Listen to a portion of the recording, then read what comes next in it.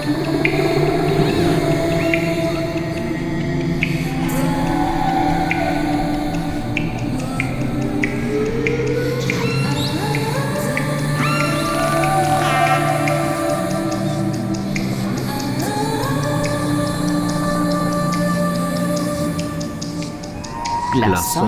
svetov.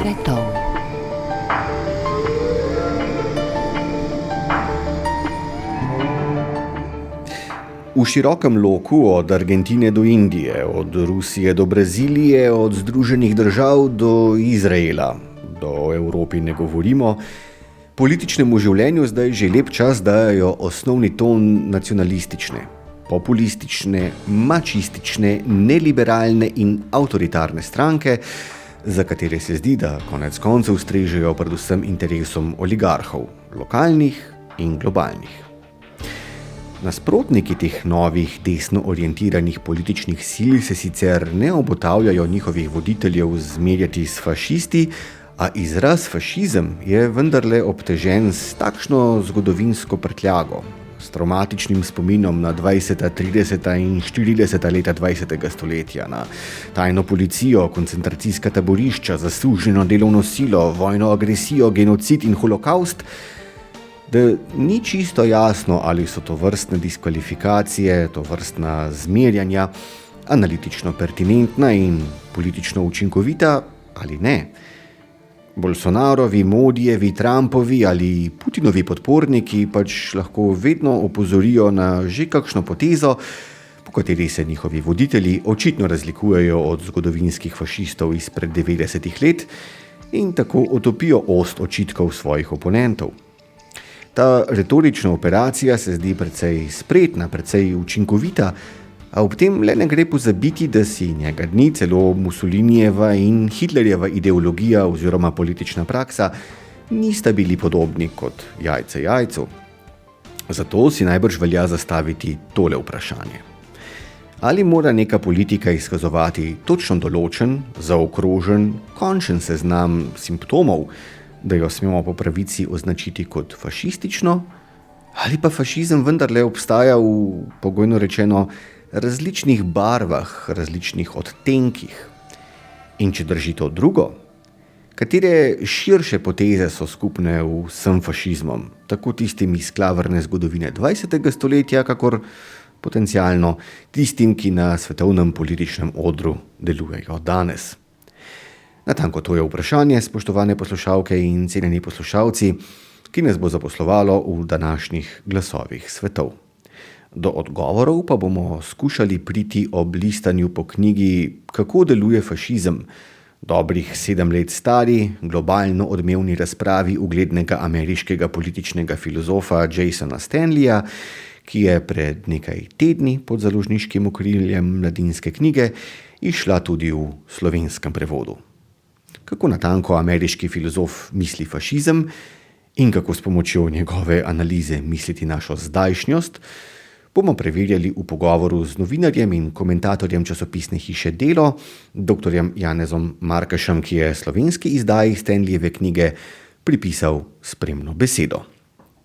Spoštovani gospod Markeš, lepo pozdravljeni, dober dan. Lep pozdrav. Zdaj, pred nami je torej globalna uspešnica, kakršnih ni veliko, namreč politično-filozofska razprava, kako deluje fašizem, s podnaslovom Politika nas in njih. Napisal jo je ameriški politični filozof Jason Stanley, in ker živimo v svetu, kjer nobenega besedila pravzaprav ne beremo zgolj kot besedila, ampak vedno v svoje razumevanje teksta pritegnemo tudi tisto, kar vemo o avtorju ali avtorici, ki sta dotično besedilo napisala, moram seveda vprašati za začetek tole. Kako kredibilen avtor Stanley je, kako resno ga moramo jemati, ko jemljemo njegovo knjigo v roke?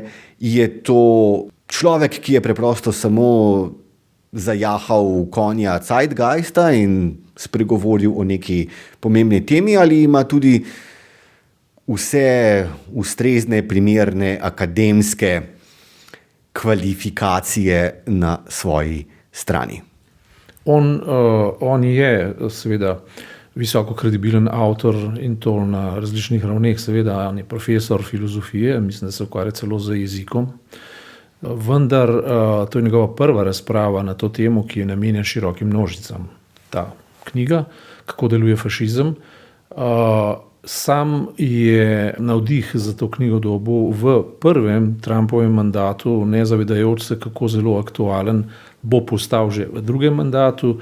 Pred kratkim sem ga zasledil tudi na največjih televizijskih oddajah, največjih televizijskih hiš, naprimer na CNN-u in na drugih. Se pravi, da ta knjiga je bila odmevna, to se pravi, da on svetovno je relevanten.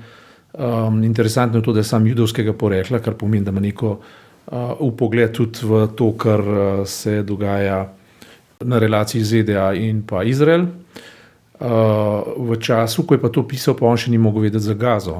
To je zanimivo in ta knjiga tega vprašanja ne odraža, ampak če knjigo pozorno beremo, pa vidimo, da so vsi njegovi teoretski nastavki oziroma preučevanje vzrokov in učinkov točni in da sežejo tudi v današnji čas brez kakršnega koli problema je možno ekstrapolirati tedanje ugotovitve v današnji čas.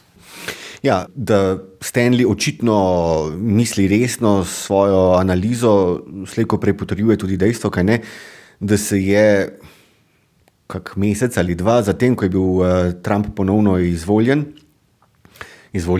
za drugi mandat, Stanley z družino preprosto odselil iz ZDA v Kanado in sprejel profesuro na univerzi v Torontu, čeprav je bil seveda predtem redni profesor na eni izmed teh ameriških bršljanovih univerz, Ivy League univerz, najbolj eminentnih visokošolskih ustanov, saj je verjel, da bo njegova akademska svoboda v kratkem kršena, če ostane, in glede na to, kako je Trumpova administracija nastopila vizavi ameriških vseučilišč, se zdi, da je imel kar prav. Zdaj, dr. Markeš, tole moram vprašati. Podnaslov Stanleyjeve knjige se glasi Politika nas in njih. Politika delitve torej. Je to ključna poteza fašizma, kakor se kaže skozi prizmo Stanleyjeve obravnave? Ja, kot ste povedali že v uvodu, so fašizmi v neki primerjavi, svetovni fašizmi v neki primerjavi lahko raznoliki, različni. Je pa možno potegniti skupne imenovalce. In eden od skupnih imenovalcev na vsak način je natanko delitev na naše in vaše, na mi in oni. On to zelo dobro izpelje in pokaže na to, kako v različnih odtenkih po svetu deluje natanko ta delitev in da je to condicio sine qua non vsakega fašizma oziroma nečesa, kar odhaja v fašizem. On v knjigi izrecno reče, da v vsaki enačici ni mogoče prepoznati klasičnega zgodovinskega fašizma, vendar je treba videti kali le tega in pokazati na vzroke in učinke presojati po vzrokih. In če naredimo samo osnovno primerjavo tega, kar v knjigi sicer ne razdeluje prav posebej, ampak klasičen fašizem se pravzaprav začne z Mussolinijem že v 20. in kasnejših letih in Mussolini je bil spočetka levičar, on je bil trockist. In potem je z svojo bolestno politično ambicioznostjo ni uspel v socialističnih vrstah, ne preskočil na desno in tam utemeljil nekaj novega. In Hitler, ki ni bil fašist, pač pa je bil nacist, pa je imel Mussolinija za velik zgled. Potem je svojega učitelja seveda nadgradil in večkrat prekašal tako daleč, da ga je na koncu moral celo iz zaporov reševati in vzpostavljati z njim marionetno vlado v Italiji.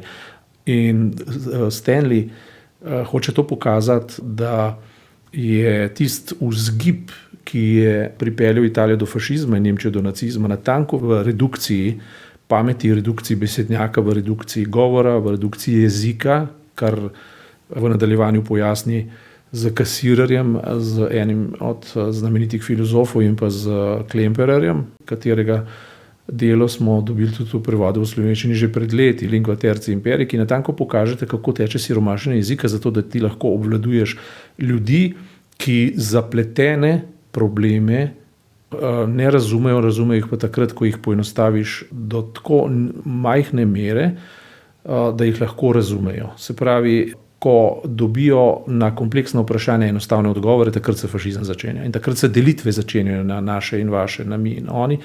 Posredi vsega tega, kot Sten zelo dobro pokaže, je pa mitologija. Ne? Mitologija, ki je praviloma nacionalistična, sega v korenino in praviloma sega tudi v ruralne vzorce, se pravi patriarhalne vzorce.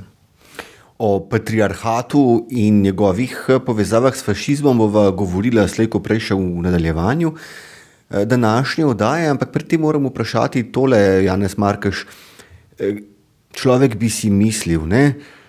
Zgodovina je neka taka zaprašena disciplina, ki se le malo tiče sedanjosti, v kateri živimo. Ne? Ljudje gremo lahko skozi svoja življenja, ne da bi se obremenjevali pravzaprav s tem, kaj se je dogajalo pred 100, 200, 500 ali 1000 leti. Ne?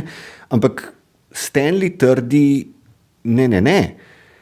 Kako razumemo, kako interpretiramo to oddaljeno preteklost, lahko sproži prave politične, družbene pretrese tu in zdaj, če fašistom uspe vzpostaviti dominantno interpretacijo preteklosti. Zakaj je za fašizem ta preteklost na specifičen način interpretirana, na specifičen način zgrabljena, tako zelo pomembna? Zakaj je interpretiranje preteklosti tako pomembno, zato da se vzpostavi ta ločnica, o kateri ste govorili, ločnica med nami in njimi? Lahko bi šla v popotovanje od Sokrata do Hegla, to je bilo zelo mikavno, ne? Oba govorita že o tem, vendar je tu treba nakazati eno izredno pomembno ločnico, ki se seveda tiče moralnega pogleda na družbo oziroma na človeka. Ne? Bistvena razlika med antično filozofijo in družbo in današnjo je pač v rezu, ki se mu reče modernost, individualizacija. In fašizem raste na tem terenu, modernosti. Fašizma zato nimamo tedaj, imamo pa iste probleme v različnih ljudeh. Ne? Se pravi, mi govorimo o istih problemih. Svetovne ureditve so bazirale bodisi v močni pripadnosti tedanjim recimo državam, tedanjim kulturnim okoljem, tedanjim plemenom ali pa združenju plemen ali kakorkoli že, vendar vedno je bilo nekaj, kar danes lahko pripoznavamo recimo v tem neverjetnem odporu v Iranu. Ne? Se pravi, zavest, da je nekaj večje od nas, se pravi, da naša sama lastna individualnost ne more prevladati in se mora podrediti nečemu, kar je večje od nas. Bodisi, da je to narod, bodisi, da je to religija, vera, da je to Bog, recimo tipično primer so zdaj teokratski režimi muslimanskega porekla, v Stari zavezi je to judovski Bog, ki ga mimogrede povedano sionizem popolnoma ateiziral in ga ne upošteva, oziroma je celo v nasprotju z njim. Ne? Ampak moderni čas je pa prinesel osvoboditev človeka do mere, ki je nas kot družbo pripeljala na babilonski stolp, če grem spet po primerjavo ali pa če grem po mitologijo v Staro zavezo.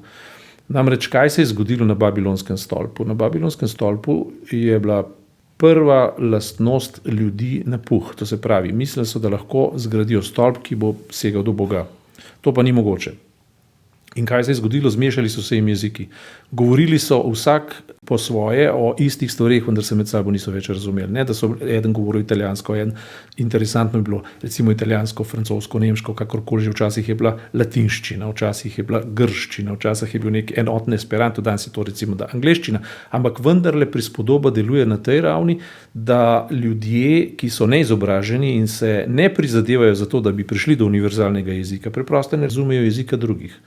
In ko ti skupaj spraviš ljudi, ki ne morejo komunicirati, ne, se oži obzorje na, včasih bi temu rekli Blut und Boden ideologijo. Ne. Skratka, se oži obzorje na domačo zemljo, na domači kraj, na domačo družino in na tistega, ki ga razumeš.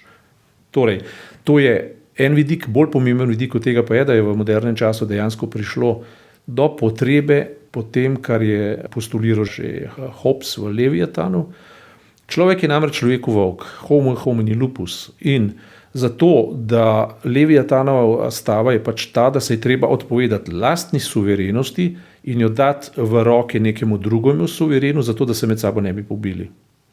In to moderna doba zahteva. Moderna doba zahteva, da se ljudje poenotijo okrog umetno vzpostavljenih pravil, umetnega dogovora in država je vedno pogodba, je vedno umetni dogovor.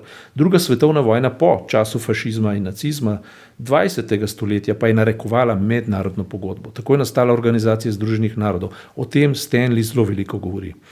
In ko je nastala Organizacija Združenih narodov, in to je bilo natanko pod taktirko Združenih držav Amerike, točno Roosevelta, je Organizacija Združenih narodov naredila platformo za postavitev deklaracije temeljnih človekovih pravic. In deklaracija temeljnih človekovih pravic je v bistvu kantovska postavitev. To se pravi, maksima moje volje mora biti taka, da moje ravnanje vsote posameznikov odraža univerzalni zakon. To se pravi, Hobbes bi temu tako rekel, kar piše že v Svetem pismu Nove zaveze, ne stori drugemu ničesar od tega, česar ne želiš, da bi se tebi zgodilo. Ne? In 50-100 let, oziroma od leta 1948, dolga leta, smo imeli izredno dolgo obdobje svetovnega miru, ki je bilo zgrajeno na tem postulatu, in zgrajeno je bilo na spoštovanju mednarodnega prava. Ne? Potem se je pa začela ta diferenciacija z vetom velesil, do današnjega časa, ko Donald Trump, ki je tipičen lik protofašističnega voditelja, razdira Združene narode tako odkrito in deklarativno. Ne rabimo jih več, postavili bomo novo alternativo in tako naprej. Ne. O tem piše Stanley. In da odgovorim na vprašanje, ta razločnica je dejansko moderni svet in pa moderna družbena ureditev, ki pa pred našimi očmi razpada. Ta model razpada in se vrača nazaj, bodi si v plemenske, bodi si patriarhalne, na vsak način pa v avtokratske vzorce, in zdajšnji voditelji ustrezajo opisu avtokratov, vsaj najmočnejši, za razliko, in to zahodni govorim, ne, za razliko od recimo vzhodnih, ne, recimo Kitajska izrazito, kako ne rečem, država, ki sicer ne pozna zahodne demokracije, vendar deluje razumno. Perzija oziroma Iran deluje izrazito razumno.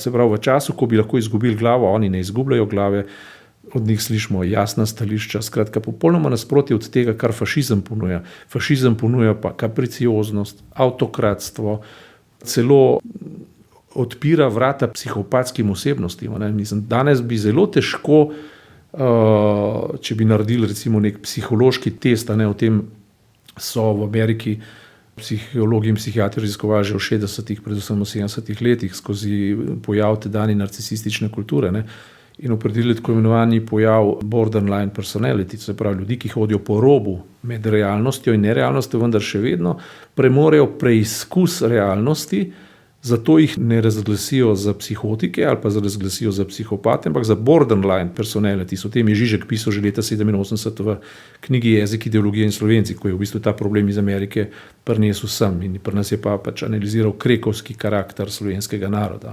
Ampak recimo to, kar zdaj opazujemo pri Netanjahu ali pa pri Trumpu, ne, bi lahko poiskali simptome natanko v tem učbeniku, v teh raziskavah in podvomili v to, da sta še na tej strani zdravega razuma. Ne? In Stanley v bistvu noče podati definicije o tem, kako opredeliti enoumno fašizem, ampak procese, ki se gibljajo okrog tega pojma, okrog družbene pojave in o tem, kako poteka redukcija te individualne pameti, ki na koncu zgubi smisel za celoto. Veliko iztočnic ste nam zdaj ponudili za nadaljne razmišljanje. Dr. Markeš, rdečo nit pogovora bi recimo pograbil tule, prav pri modernosti, ki jo omenjate. Ne? Nek zanimiv paradoks se mi zdi, da je na delu v fašističnem ideološkem obnebju. Ne? Namreč to je modern pojav, kot pravite, nekaj, kar se lahko pojavi kot odgovor na neko dezorientacijo, stisko, ki pride z individualizacijo, atomizacijo v družbi, in ta odgovor na te stiske in zagate modernosti je poziv k vrnitvi nazaj v preteklost. Ne, da bi se vsemu, kar je prinesla modernost, najbrž odpovedali, kaj ne? Da, se pravi, v stiski človek išče možnost za povrnitev k toplemu ognjišču. In v tem ni nič slabega, vendar kaj hitro postane slabo. Ne? In to je izziv ali pa to je mik fašizma, ker se vedno vmes pojavijo cariniki in interpreti, kaj to je, in potem začnejo z ljudskimi čustvi manipulirati. Ne. Kaj se zgodi zdaj? V dve smeri bi lahko šla debata. Eno sem nastavil skozi babilonski stolp, oziroma lahko bi rekel skozi greh vseh grehov, ki ga v Stari zavezi interpretirajo preroki in bi se temu rekli napuh. Ne. To je pač ena varianta. Druga varianta je pa preprosto ta, ne, da je pa marksistična. Ne. Karl Marx, sam tudi Jud po poreklu, ne, je genialno pokazal na to, kako gredo ekonomska razmerja, kako so soodnosna do razslojevanja oziroma do kolektivizma. To se pravi, v nekem obdobju socializma, kjer velja približno enakost za vse, se lahko vzpostavijo družbene ureditve. Mi imeli smo primer Jugoslavije, potem Sovjetska zveza, vzhodni blok in tako naprej, ki so bile zelo egalitarne. Imeli so pa druge probleme, ker so zadušilo vsako kal ali pa željo po svobodi in napredku. Ne. Se pravi, napredek so regulirali, so ga državno opredelili in recimo Stalin je naredil sijajen napredek, vendar je bil to etatistični napredek v atomsko energijo, industrializacija, ogromno železarstva in vsega tega, ampak vse skupaj je bilo pa nekako šlampasto, v nekaterih stvarih pa dovršeno. Prišli so v vesolje, ne, raketni program in tako naprej, najvišje vojsko na svetu in oborožitev z jedrsko energijo. Po drugi strani smo pa videli, kakšne avtomobile se proizvajali, kako so bili ljudje oblečeni in kako so živeli. Ne. To je druga deviacija. Ampak na drugi strani imamo pa liberalizem, ki gradi na angleškem tipu liberalizma, se pravi na popolnoma tenki državi, v katerem ni nobenih, in to tisto, kar se zdaj v Sloveniji, predvsem desnica zavzema, da bi bilo nič davkov, nič vsega, vse naj bo na osnovi ponudbe in povpraševanja, celo zdravstvo in šolstvo, celo javni prostor, karkoli že, ne. Na drugi strani pa popolnoma neomejena pobuda podjetnikom in pobuda ljudem, ki so sposobni in zagotavljajo napredek. Se pravi, tisto, kar je von Mises dosegel že v začetku prejšnjega stoletja, v teoriji in v praksi, in pri čemer so se seveda napajali tudi določeni nacisti, ne, je bil vznik neoliberalizma. Neoliberalizem je bil tisti, ki je v bistvu razsvetljenski liberalizem preobrnil v obliko plutokratskega liberalizma. Ne. Neoliberalizem je to, kar danes izkušamo. Ko bogati postajajo nesramno bogati, srednji sloj izginja, reveži postajajo pa nesramno revni. Ne. V Ameriki je to tipičen primer. Ne. In neoliberalizem je stanje, ki razslojuje. Se pravi, to je pojav, ki razslojuje. In v takem razslojevanju, zdaj smo nazaj pri Marksu, se pojavijo razredne napetosti. In te razredne napetosti na koncu pripeljejo nikamor drugam kot v vojno. Ne?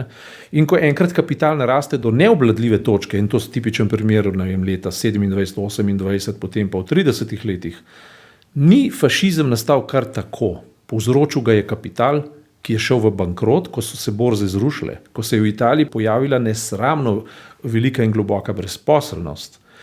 In na drugi strani pa napuh in ponos Italijanov, ki so skozi Garibaldija razsedlali papeško državo in feudalizem in šli v ponosno zedinjeno Italijo. Z občutkom, tako kot zedinjena Slovenija, tako kot zedinjena Nemčija, tako kot francoska revolucija v Franciji. To je bila pomlad narodov in v pomladi narodov so ljudje dobili nek svoj ponos, ki je bil nacionalno pobarvan. In zdaj pa to dvoje združite. Na eni strani imate ponos, celo malo občutek več vrednosti ali pa posebnosti, v odnosi do drugih. Ne? Na drugi strani imate pa veliko svetovno krizo, ko vam je pol države brezposelne. In ko to dvoje združite, dobite kali fašizma, in to je Mussolini izkoristil. In Mussolini je napihoval ponos in ga je seveda začel povezovati z miti o velikem rimskem imperiju, ki sploh niso bili Italija, mimogrede. Rimski imperij je bil povsem nekaj drugega, ampak on je ljudi prepričal, da so oni nasledniki Nerona, da so nasledniki rimskih senatorjev, da so naslednik neke civilizacije, ki je nekoč obvladovala v svet. Hitler je govoril o arijski rasi. Ne? Iz tistega kompleksa, ki so ga Nemci dobili po prvi svetovni vojni, ko so dobili na glavo vojne reparacije. Skratka, fašizem gradi na kombinaciji manj vrednostnega kompleksa, ki ga pritajiš, in priključiti več vrednostnega kompleksa, ki ga spraviš v nove mite. Ampak ali ta ideološka operacija uspešno nevtralizira družbene napetosti, razdore, ki izvirajo, kot ste pojasnili, dr. Markeš, iz razrednih napetosti, iz razslojevanja, iz socioekonomskih neenakosti. Poglejva recimo v sodobne Združene države Amerike. Ne? Vse analize rezultatov zadnjih ameriških predsedniških volitev kažejo, da je bil zelo pomemben sestavni del Trumpove volilne zmagovite koalicije ameriški delavski razred, ki se je počutil seveda stisnjenega v kot, izžetega. Nobenega dvoma ni, da realne plače v Ameriki že dolgo stagnirajo ali celo nazadujejo za 90% prebivalstva, če ne še več. Ne? No, kar po letu in pol Trumpovega drugega mandata vidimo, da bogastvo najbogatejših z Elonom Muskom na čelu skokovito narašča.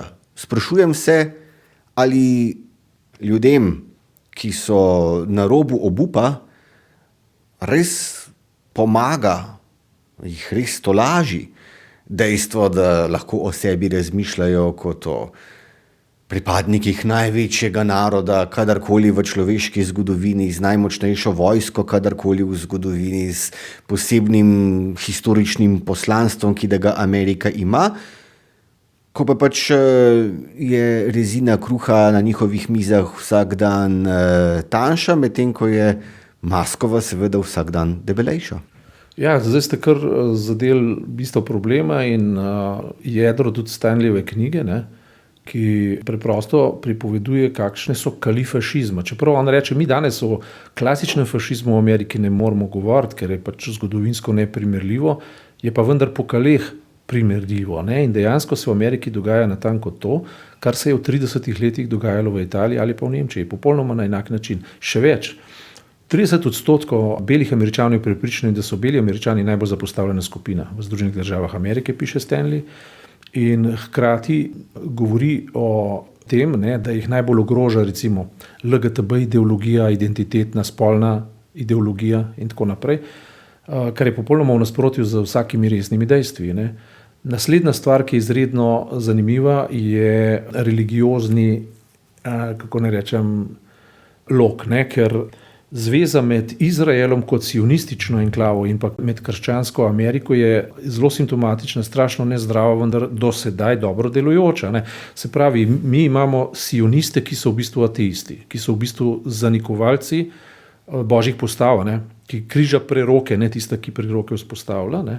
In to vsi judovski rabi pravoverni to zdaj že odkrito govorijo, ne, da je Izrael kot država anahronizem, da to sploh nima nobene zveze z starozavezno idejo judovstva. Ne.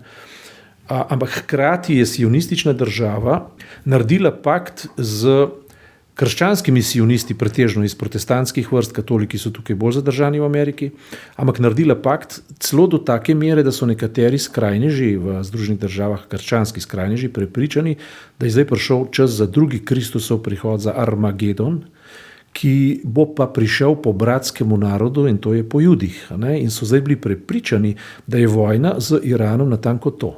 In so podpirali tudi tretjo svetovno vojno zato, da bo prišlo do izpolnitve prerokbe v knjigi Apokalipsa v Novi zavezi. Ne.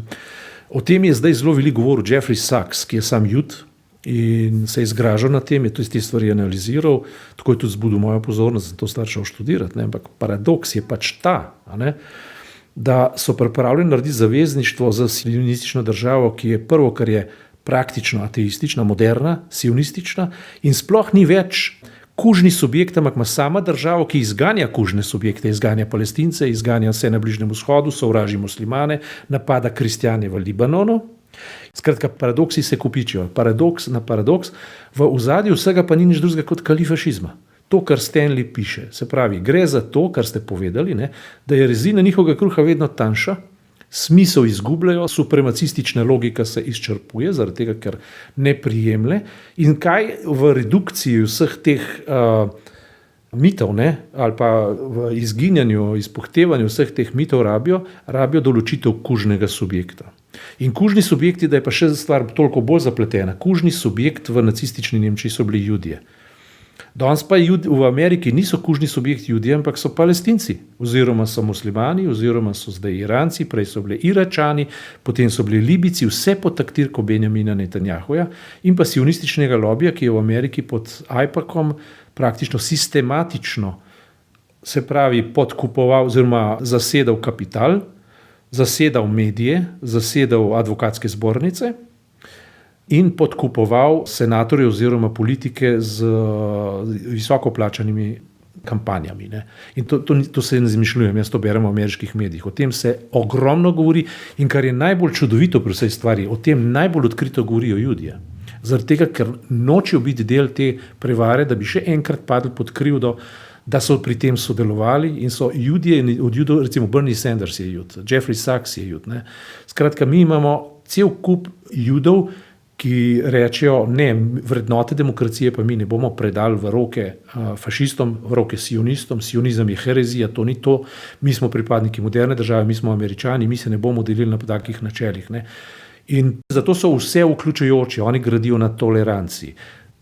Zato je Stanley izrazit in trikrat podčrtan liberalec, ker hoče pokazati, da je rešitev samo liberalna, klasična liberalna demokracija, ki je vključujoča, ki upošteva delitev veje oblasti, se pravi ima sistem checks and balances, se pravi je samo nadzorna, ljudje imajo neodvisne, oziroma države imajo zato neodvisne institucije, obstajajo mednarodne institucije, mednarodno pravo, se pravi ideja pravne države in hkrati drži distanco do tako levičarjev, tistih klasičnih evropskih, staroevropskih levičarjev, če tako rečem, kot do fašizma in desnice. Je pa res, da se z desnico mnogo bolj ukvarja kot z levičarji. Ne.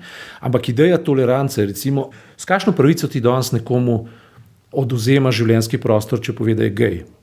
Se pravi, s kakšno pravico ti nekomu odvzemaš prostor, če je drugačne barve kože, če je drugačne narodnosti, drugačne nacionalnosti? S kakšno pravico ti človeškemu bitju odvzemaš pravico dobivanja, to, kar recimo danes v povsem dokazani meri počne Izrael, recimo do Palestincev? Je šel z genocidom, pri čemer in zraven obsodil vsakega, ki je izrekel besedo genocida, je antisemit. Ne? In tako. Skratka, Stanley, jaz sem šel potem gledati, ne, od knjige, ko je izšla na podlagi prvega Trumpovega mandata, in zato je v današnjem prostoru sicer aktualna, ne zajema pa Gaze kot genocida, vendar sem šel potem gledati, kako se je on po svetovnih časopisih oziroma v svetovnem prostoru pojavljal, kakšno stališče je zavzemal do Gaze. Na začetku je bil Stanley Jason rezerviran do besede genocid, do holokausta in pa do genocida, ker je nekako sramežljivo poskušal zadržati te pojme za judovsko skupnost, se pravi za zgodovinske pojave in krivice, ki so se dogajali v judovski skupnosti. Potem je v te pozicije počasi mehčal in je začel priznavati, naprimer v Guardianu, na CNN-u in sploh po univerzah, ne, da so pogoji in pa simptomi zelo podobni, če ne celo identični, tako da je potiho priznal, da dejansko gre za genocid, dejansko je priznal, da se ta zgodovinska krivica ne more biti za vekomaj rezervirana samo za Jude, ampak dejansko velja tudi za Palestince. Zdaj poskušajo Gazo delati že iz Libanona, pričakujem, da se bo tudi na to temo oglasil. Na vsak način pa Jasonu Stanleyju ni treba dokazovati nič več, zato ker zdaj že pa poloma vsakemu človeku, ki te stvari spremlja, jasno, da je imel prav in da dejansko smo v problemu, ki ga ni več mogoče relativizirati. Ne.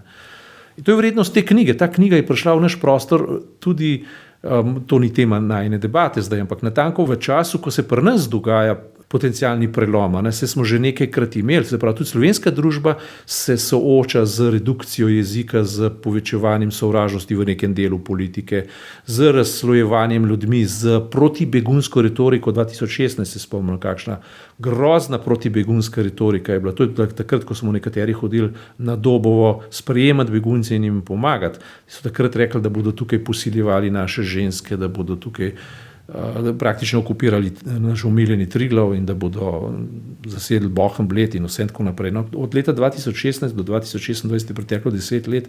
Kaj od sirskih beguncev imamo zdaj, kakšno škodo smo utrpeli, nikakršne, sploh ne vemo za njih, sploh nič se ni zgodilo. Ne.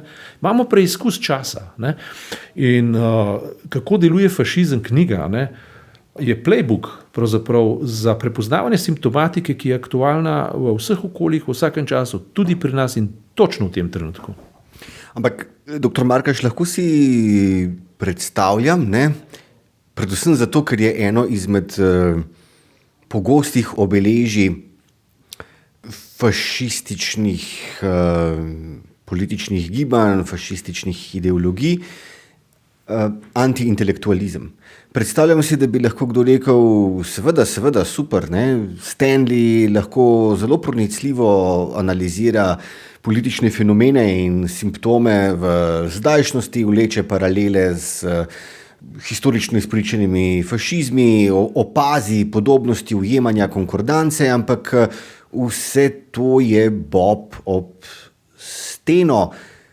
Če pa vendar živimo v družbah, ki vse bolj pravzaprav čislajo odločnost, moč, neposredno delovanje, to so nedvomno kvalitete, ki v očeh njegovih podpornikov krasijo Donalda Trumpa, medtem ko neka intelektualna razčiščevanja in dlakocepljenja in opozarjanja na nianse, ne? To je pa značilnost vseh tistih ljudi, ki so nas na vse zadnje spravili ali so dopustili, da smo se spravili v položaj izrazitih razrednih neenakosti, izgube trdnosti, identitet in tako naprej. Ja, drži, in to je bistveno. Namreč Stanleyju je uspelo vendarle tudi neka poenostavitev, ki pa ni antiintelektualna, ampak je še kako intelektualna, da je v bistvu nevarnosti fašizma dal v podnaslov razdaljevanje na mi in oni. To vsakdo lahko razume. Mi in oni pove lahko vsakemu preprostemu človeku, da je to narobe in da se temu moramo izogniti. Problem je samo v tem, da ti ljudje tega nočejo slišati. Problem je samo v tem, da, kot sem povedal na začetku, avtokrati in populistični politiki kompleksne stvari zavijajo v zelo enostavne formule, da pa te vzdržijo, je treba pa določiti, to je tako, resnica je ena in je na nek način neprijetna. Moraš iti iz cone obdobja, da jo sprejmeš. Če pa ti nočeš iti iz cone obdobja, pa nastanejo neki preostanki v tem procesu, ki jih je pa treba razložiti. In ljudem seveda tudi dati odpustek za njihovo lastno lenobo in intelektualno inferiornost.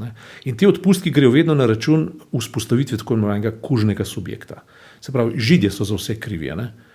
In seveda Hitler je hitro lahko našel določene vzroke za to, da je iz Židov lahko naredil kužni subjekt. Na vse zadnje jih danes lahko prepoznavamo pri Netanjahuju, v kapitalu, v genocidu, ki ga sami počnejo in katerega žrtve so bili, v recimo že to, Black Cube v Sloveniji, se pravi, kako se tuja obveščevalna služba vpleta v našo demokracijo. Hitro bi zdaj lahko najdel populista, ki bi rekel, poglejte, vsi Judje so taki, oni so hudičevo delo, oni uničujejo, če bi to igro obrnili v populistično. In vendar Judje niso taki. To je samo vzvod, preko katerega ti lahko vzpostaviš kužni subjekt. Podobno je pri Romih, zelo podobna simptomatika. Potem je pri istospolnih, ki so drugačni. Ki so pač drugačni. Komu ti lahko zapoješ, v koga se bo on zaljubil? On je pač strukturiran tako, da se zaljubi v nekoga in če nekdo to razglasi, da je to proti božjim postavam, se zraven priključi še kakšna cerkev, pa začne govoriti, da je to greh in da so to ljudje, ki bodo uničeni in tako naprej. Skratka, ti ta preostanek zapolniš s kužnim subjektom in lahko razglasiš vojno, lahko razglasiš. Samo to rešimo, pa bo na svetu raj. In zato ni naključje, da fašizmi se utemeljuje v patriarhalnih vzorcih, kjer ti z 3 primeri lahko odgovoriš na vsa vprašanja. Se pravi, ti imaš na milijone odtenkov življenja.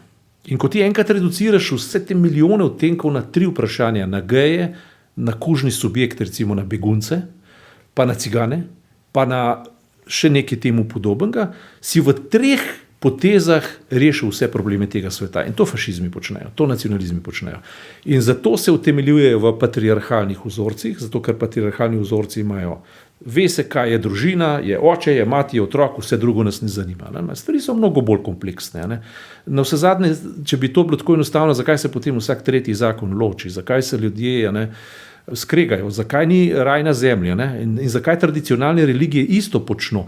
Tradicionalne religije v našem kulturnem prostoru sicer zamirajo, ampak hočejo pa ohraniti svoj fevdalni položaj, tako da vmes postavljajo carine na poenostavljanju stvari. Vse reducirajo konkretno recimo na vprašanje splava, pa na vprašanje evtanazije, pa na vprašanje, pri beguncih so majhen bolj tako laksni, ampak na recimo mati domovina Bog, ne? In v teh 3 stavkih ti prideš pred kmete v ruralno prebivalstvo, narediš procesijo, pri pridiki rečeš, v nedeljo pa ne pozabite moliti, ne? To je bilo namreč letos, ne pozabite moliti, ne voliti. Ne. Skratka, in ti enostavno lahko organiziraš polovico naroda in s tem, ko se združiš z interesi nekega populističnega politika, zlahka razložiš zmago, ki je sicer nisi sposoben. To so mehanizmi, ki jih Stanley opisuje. Ne. Ampak resnica je pa nekje drugje. Resnica je, že sami vemo, če hočeš dobiti znanje in vednost v področju znanosti, koliko napora je za to potrebenega. Ne. Pri mitih so pa resnice zelo enostavne in vsak uživač, ki gleda nogometno tekmo, v rokah drži kruglo piva in presto ali pa cigaret, lahko zmaga, potem ko se, ne vem, Messi ali pa nekateri Ronaldo, Ronaldinho in tako naprej, trudijo za to, da dajo gole, zmagal je pa on, ki sedi v stolu. In to je vloga politikov, populistov, ki v bistvu manipulirajo namesto njih, ampak potem jim pripišejo zmago, ne zavedajoč se, da to nikoli ne bo njihova zmaga, ampak so samo v bistvu ovce, ki se jih striže. Ne? Skratka, to je neko stanje, ki ga je mogoče obvladovati v državi blaginje. Nemogoče ga je pa obvladovati v krizah. In v krizah začnejo populisti delovati.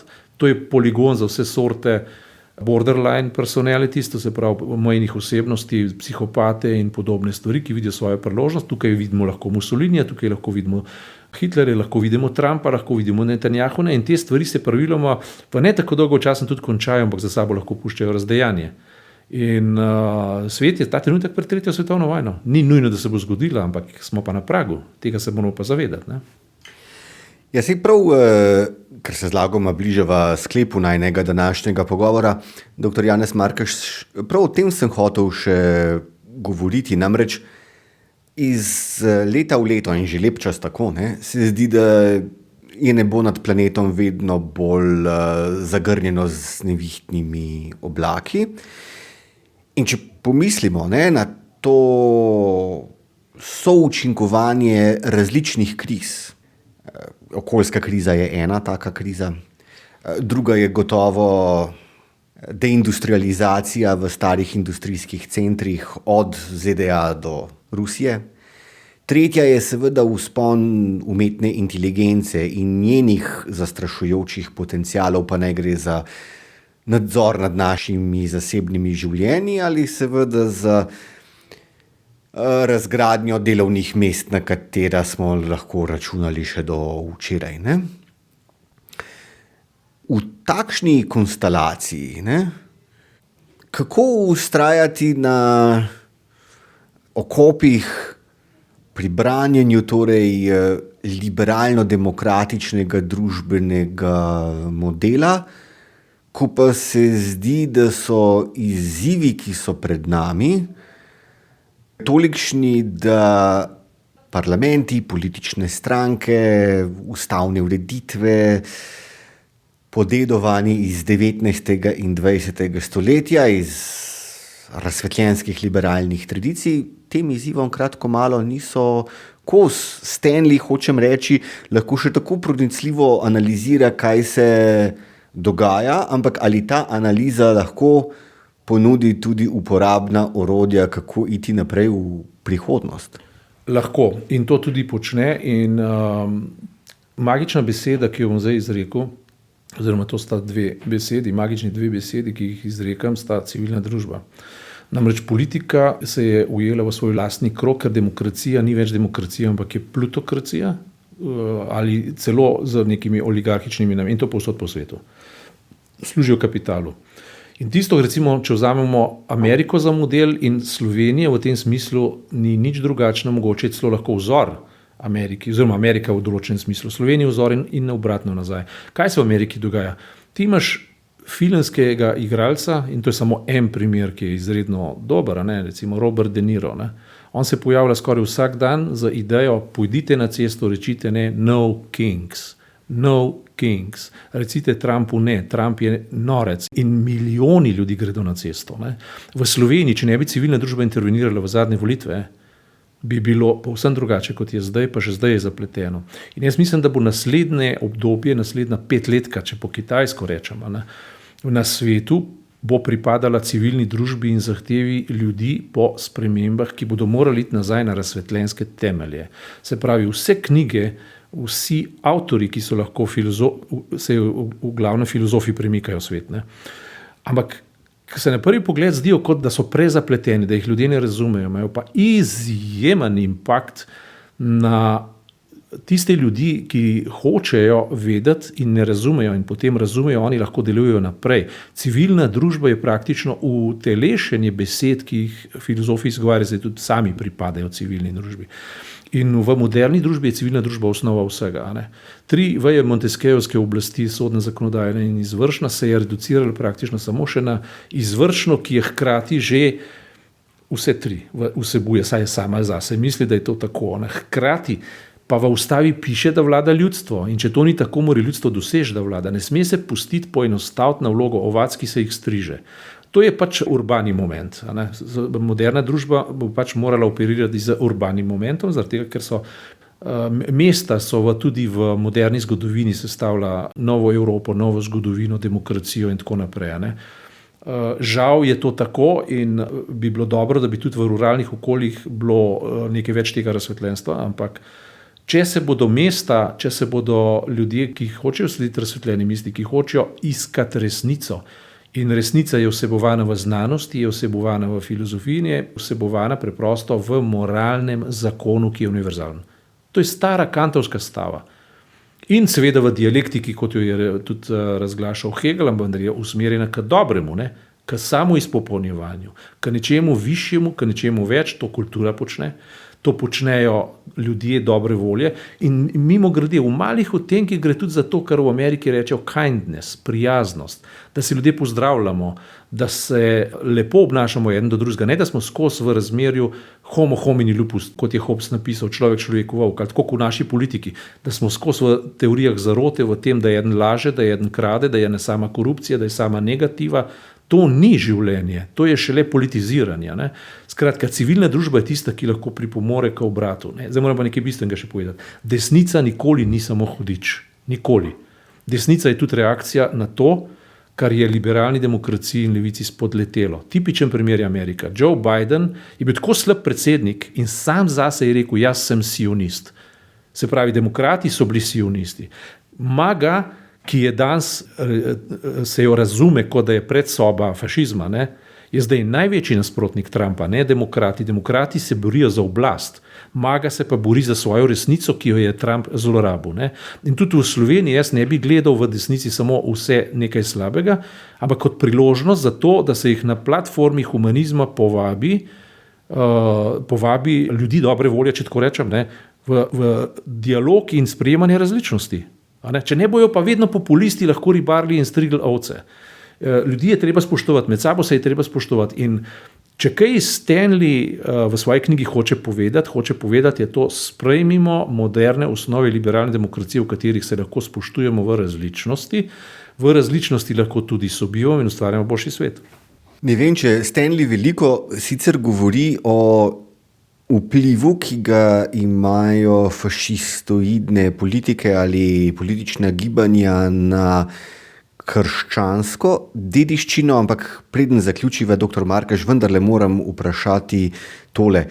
Namreč pred časom je precej odmeval tweet ameriškega podpredsednika J.D. Vansa, ki je govoril o tako imenovani ordo amoris, se pravi hierarhiji ljubezni, oziroma še bolj natančno nekem redosledu, komu smo dolžni biti najbolj naklonjeni v svojih družbenih življenjih. Njegova logika je zelo jasna. Najbolj smo dolžni biti prijazni, naklonjeni, ljubeči do tistih, ki so nam najbližje. Svojih družinskih članov, recimo, smo najbolj zavezani. Naslednji korak, naša soseska, potem naša nacija in šele potem tisti oddaljeni drugi po svetu. Zdajšnji papež, Leon XIV., ko je bil še navaden kardinal, je polemiziral s tem stališčem, čež da je v radikalnem nasprotju z jedrom krščanskega nauka, krščanskega učenja. Čeprav govorimo torej o pomenu liberalno-demokratskih vrednot, tudi v krščanski intelektualni in duhovni tradiciji neko jedro, ki bi ga veljalo v zdajšnjem trenutku nemara upreči v boj za tisto temeljno spoštljivost, s katero tretiramo kogarkoli, vsakogar. Sveti Pavel vendarle pravi, v Bogu ni ne moškega, ne ženske, ne Juda, ne Grka, ne svobodnega, ne sužnja, vsi smo enaki. Ja, 100% drži. Sem zelo vesel, da se je tudi papež Leon XIV. Končno pridružil tej retoriki. V zadnjih dneh zelo izrazito je postavil stališče. Na začetku izgledalo, da ne bo nič od tega, kar je papež Frančišek govoril, prevzel. Ampak fašisti pač ne morejo kristjanov učiti krščanstva. To ne gre skupaj. In recimo zdaj, ko je Amerika poslala ob svoji 250-letnici deklaracije o neodvisnosti spet 4 hrabre v vesolje, so sicer zraven tudi Kanačani in tako naprej, je bilo njihovo sporočilo podobno temu, ki ga je dala astronavtka slovenskega porekla Sunita Williams, namreč, da se je iz Lune in tudi izza Lune na Zemljo vidi tako, da ni nobene meje. Je samo ena svetla kugla, ki je čudovita in ne vidijo nikakršnih meja. In to je prispodoba za človeštvo. In religije so zdaj vzpostavljene pametno in mislim, da imajo dobra sporočila. Protestantski skrajneži so pač drugačni, ampak tudi tam poslušam zelo razumne pastorje, ki zelo razumna stališča izrekajo. Se pravi, fašizem je poganstvo v najbolj črni obliki, ki se najbolj sklicuje na krščanstvo, vendar najbolj prezira od vseh možnih. Religije se med sabo ne prezirajo, fašisti pa prezirajo krščanstvo, prezirajo vsako vero, zaradi tega, ker mislijo, da so oni dvignjeni nad to in da lahko manipulirajo ovce. In to bi jaz tudi apeliral na Slovensko katoliško cerkev, da opusti 100-letni vzorec paktiranja z nacionalizmom, paktiranja z protofašizmom in da se postavi na evangeljske pozicije na enak način, kot se je zdaj papež Leon XIV. In predvsem pa prej Frančišek. Skratka, če ne bodo religije izginile, zato ker jih nihče več ne bo potreboval. Edino sporočilo religije je lahko toleranca, sožitje, pomoč in tako naprej. To je tisto, kar je pristalo v modernih načelih Združenih narodov v obliki temeljnih človekovih pravic in je zdaj ogroženo. Se pravi, spet so pri civilni družbi. In pri zahtevi držav, da se borijo za razsvetljensko ureditev najmanjšega skupnega imenovalca, ki je hkrati največji skupni imenovalec v smislu, najmanjši skupni imenovalec, ki daje največjo vrednost, in to je, da je vsak človek do drugega človeka v enakem položaju, da je enakopraven in da je enako vreden, enak ne bo nikoli. Ljudje smo pač različni, imamo različne, to tudi Max Weber pravi, to tudi Stanley zapiše. Ljudje imamo drugačno predzgodovino, drugačno izobrazbo, drugačne materialne predpostavke, nekdo podeduje ogromno premoženja, pa mu celo življenje ni treba nič kaj početi, nekdo se lačen rodi. Se pravi, različni smo. Ampak moramo pa biti enakopravni. Zato je recimo konkretno za Slovenijo in že za Ameriko isto. Obramba javnega prostora, enakost pred zakonom, javno zdravstvo kot največja vrednota, dostop do znanja, šolstvo, v Ameriki je to plačljivo, v Sloveniji še vedno lahko dostopamo do javnega šolstva. Se pravi, obramba javnega prostora kot najmočnejša bitka civilne družbe za dostojanstvo človeka kot takega je bistvenega pomena. Upam, da nam zdaj ne bodo skrpali koalicije, ki bo razmontirala javno zdravstvo. Natanko to je interes velikih farmacevtskih lobijev in pa cehov, ki se poskušajo kot nekoč katoliška cerkev v Sloveniji postaviti za carino med življenjem in smrtjo, naprimer zdravniška zbornica v tem primeru.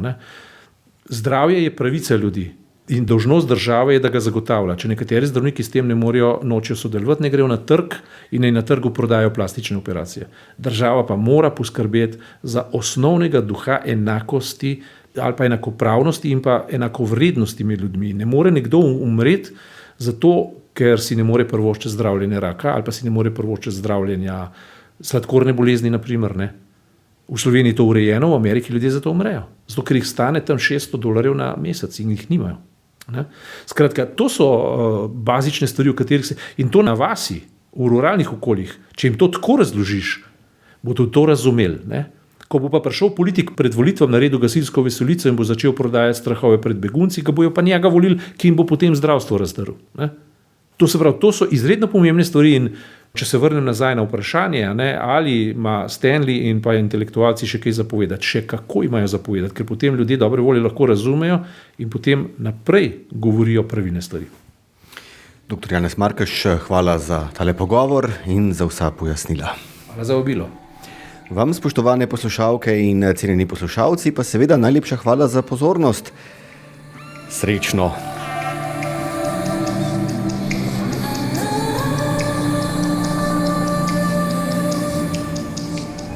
Glasovi svetov.